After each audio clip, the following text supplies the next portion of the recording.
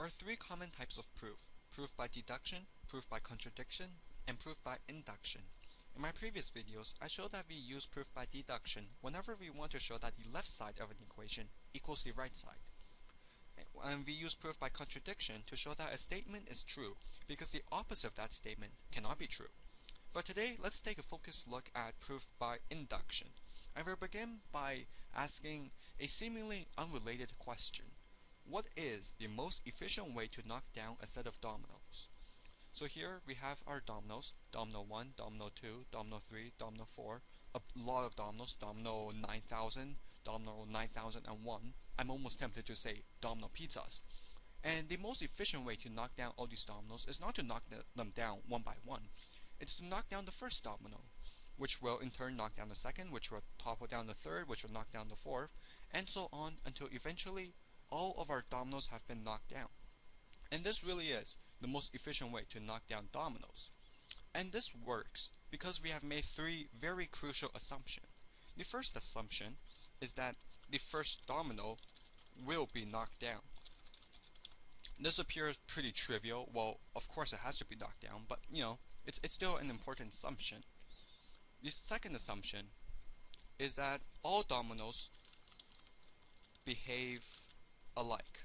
So what this means is that if the first domino is knocked down, and if it is able to knock down the second domino, then that means the eighth domino should also behave like the first domino. It should also be able to knock down the ninth domino. And all dominoes, if one domino is able to knock down the next, then that means another domino can also knock down the next. And our third very important assumption is that each domino, sorry for a typo, each domino knocked down will knock down the next domino. So each domino knocked down will knock down the next domino. For example, when we knock down this very first domino, it will knock down the second domino, it will knock down the third domino, and so on. So the second assumption and the first assumption work very similarly. They work well in conjunction.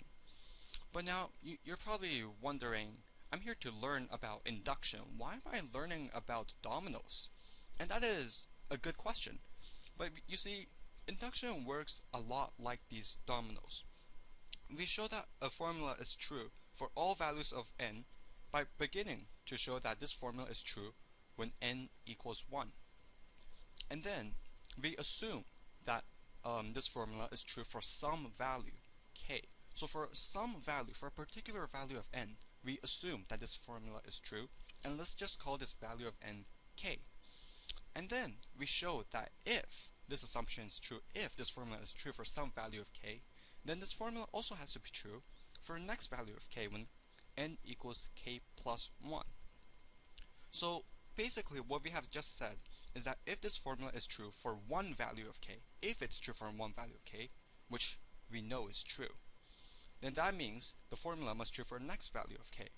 And so if the formula we know for sure is true for that next value of k, then that next value of k essentially becomes the new k value. And by our assumption, by our algebra, we'll show that the value of that value is true, and this cycle continues, and essentially we have shown that all values of n is true for this equation. So if this is your first time learning, this will appear very complicated. You're probably asking yourself, what did he just say? That's okay, because we'll take a look at some examples. So the first example is show that 1 plus 2 plus 3 all the way to n is equal to n times n plus 1 divided by 2. You've probably seen this formula somewhere before. These are, I believe, triangular numbers. And there are numerous ways to prove this. We will prove this with induction. So let's begin with the first step. Show that the formula is true. Show that the formula is true for n equals 1. Or another way to say this is that show that P1 is true, where this equation is equal to Pn. So how do we show something is true? Deduction. Left side equals 1.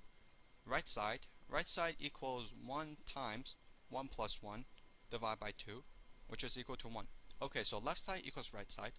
this formula is definitely true when n equals 1. Step 2. Assume that this formula is true for a particular value of n. So assume true, the formula is true for some value of n.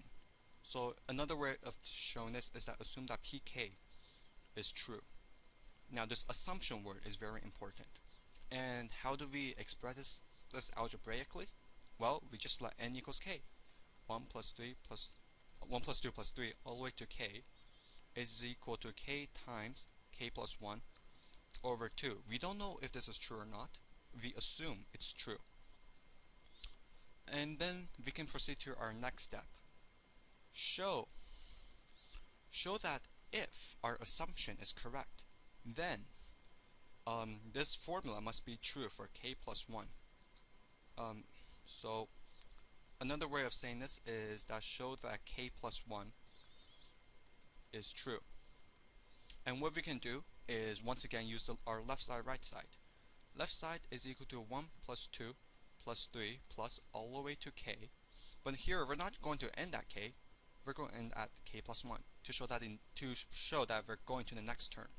Our right hand side, meanwhile, is equal to k plus 1.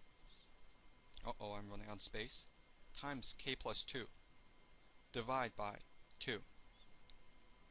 And let's try simplifying this. Left hand side, it just so happens, well, no it doesn't, but let's just say we can see that 1 plus 2 plus 3 all the way to k is, based on our assumption, equal to k times k plus 1. And so let's substitute that in. Let's use that. And this is very important in induction. In our third step, when we want to show that k plus 1 is true, we have to use our assumption from our second step. So if we simplify this into k times k plus 1 divided by 2 plus k plus 1. Now we're doing a matter of algebra. K squared plus k plus multiply top and bottom by 2. 2k plus 1, which is equal to k squared plus 3k. Did I do this correctly? Sorry, this is plus 2. Plus 2 divided by 2, which is equal to k plus 1 after factoring. And so we see that left side is equal to right side.